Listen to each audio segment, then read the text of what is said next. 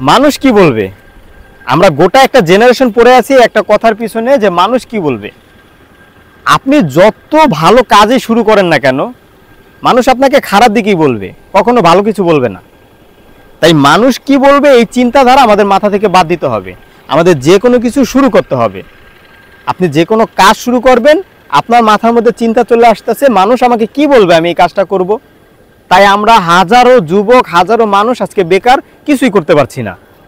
তাই মানুষ কি বলবে এই কথাটা বাদ দিতে হবে, কারণ মানুষ কখনোই আমাকে ভালো বলবে না। আমি যত ভালো কাজে শুরু করি না কেন, মানুষ আমাকে সব সময় খারাপ দিক বলবে।